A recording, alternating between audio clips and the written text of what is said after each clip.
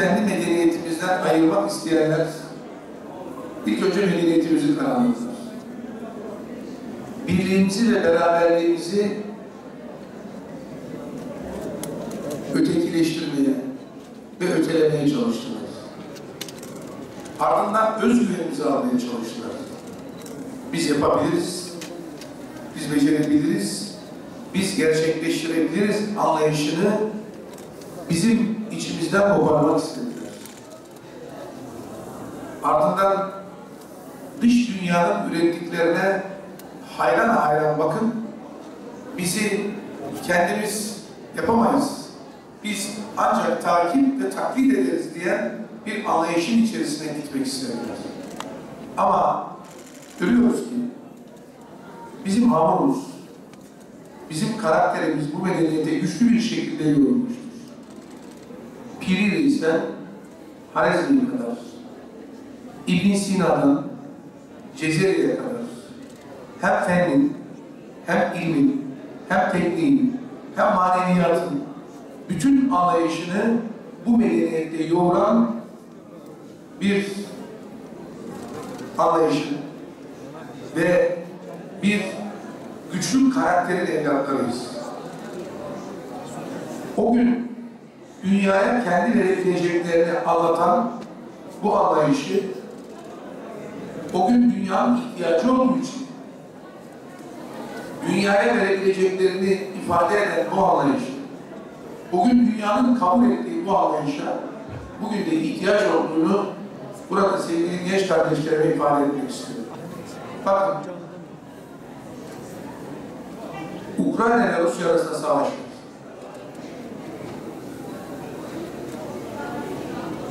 Barışın ve bu savaşın bitmesini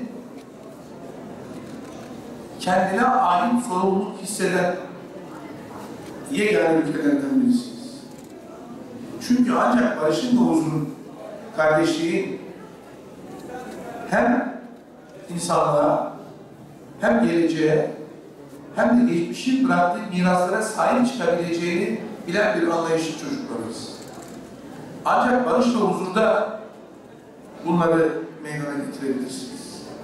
Ancak barışta bilginin peşinden gidebilirsiniz. Ancak barışta insanlığa doğru üretimde bulunabilirsiniz. Aksi takdirde bunu gerçekleştiremezsiniz. Kargaşanın içerisinde üretemezsiniz. Sabah kalktığınızda endişeyle acaba bugün hangi karmaşayla ve kargaşayla, kaosla beraber olacağım diye okula gidebilir miyim, üniversiteye gidebilir miyim diye bir endişe içerisinde olursanız bilimden koparsınız. Tarihinizden de koparsınız. Size bırakılanlardan da koparsınız. Ve size emanet edilenlerden de koparsınız. O zaman derdiniz bir tek şeydir. Acaba ne zaman huzur içerisinde olabilirim düşüncesinin peşinden koşmaktır. Kendiniz bunun için bir şeyler adım atabilirsiniz, yaratamazsınız. Şimdi şunu ifade etmek istiyorum. Hanımefendi çok önemli bir cümleyi ifade etti. Dedi ki 20 yıl sadece bu müzeyi ve bu müzenin eserlerini bir araya getirebilmek için bir çaba ortaya koydu.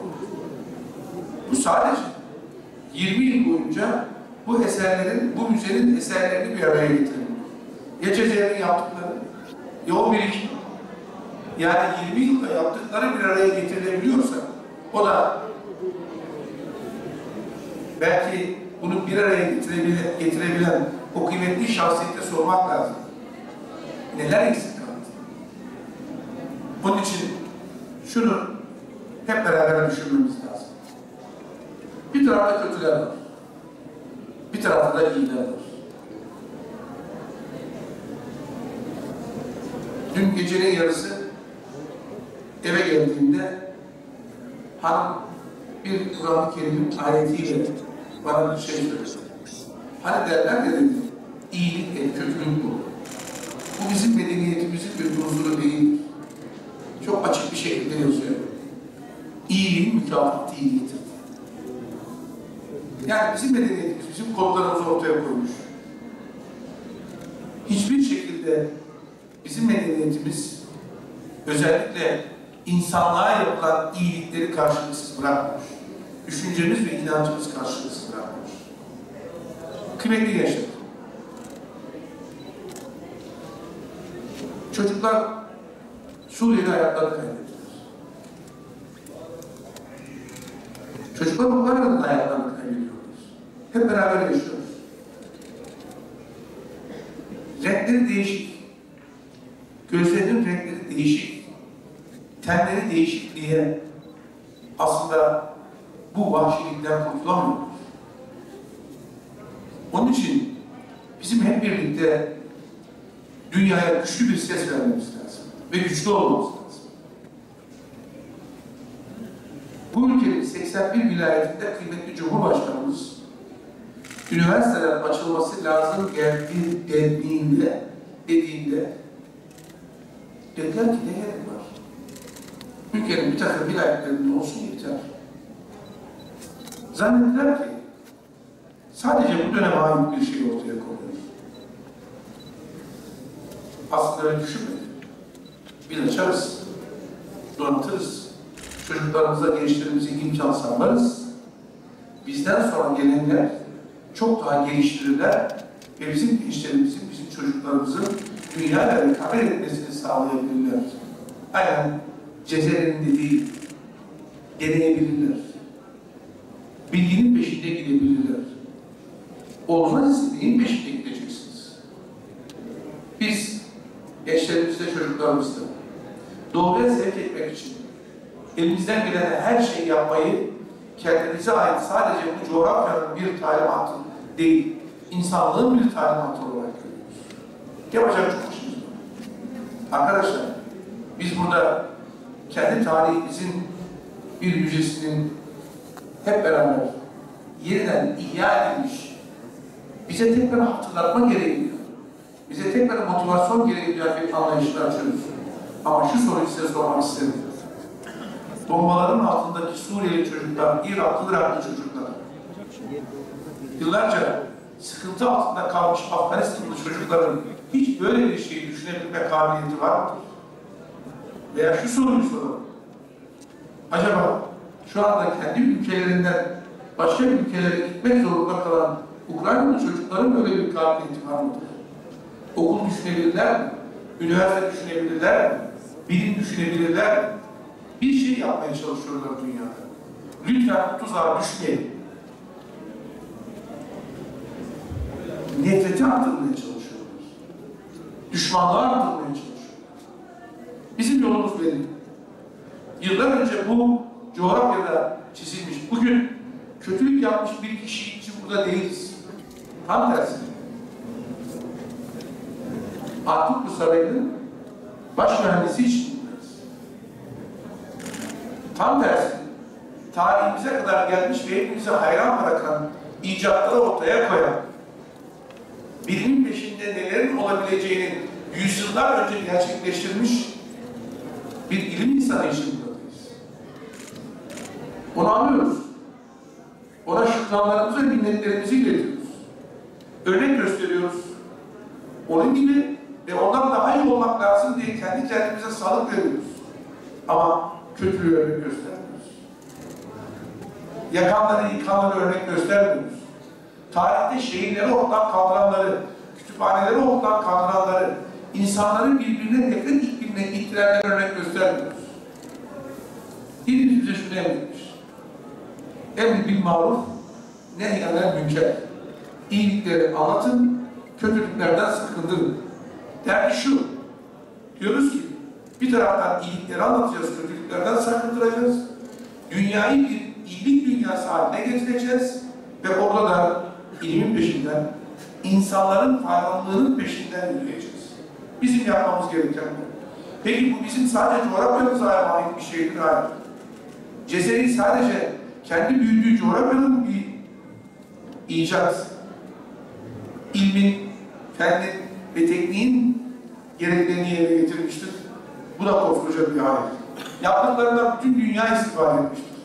Sadece Cezayir'in değil, İbn Sina'nın, Harezmi'nin, sadece Cezayir'in değil, bu coğrafyada yaşayan bizim bütün büyüklerimizin Canımız sıkıldığı zaman Yunus Emre'ye onun için sahip çıkıyoruz. Mevlana'yı onun için anlayabiliyoruz.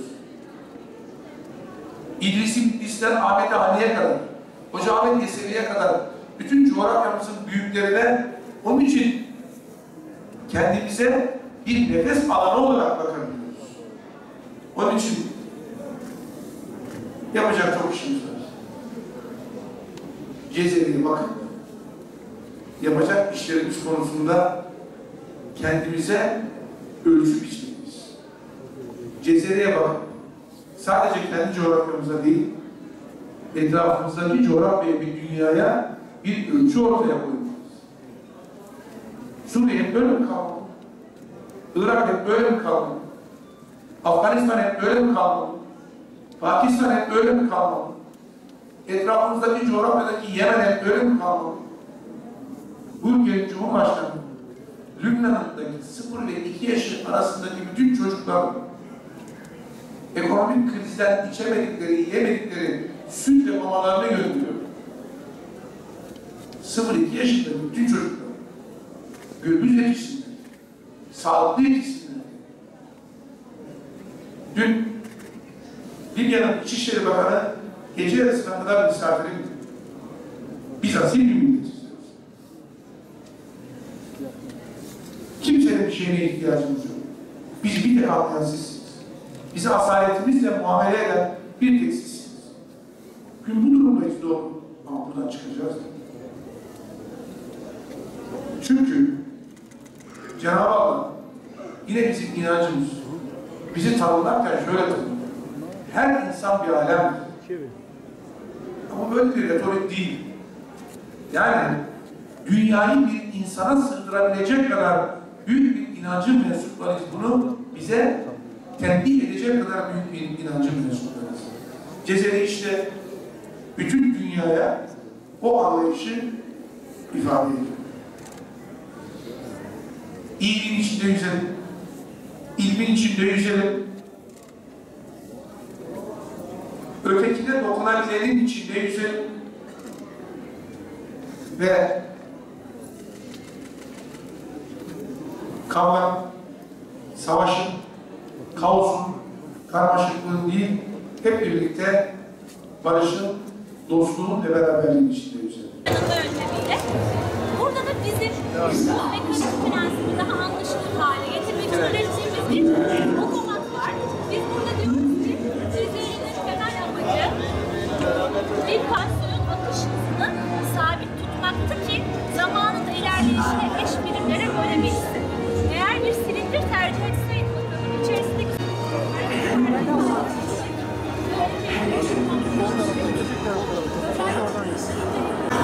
Başkanım. O açıdan göremedim.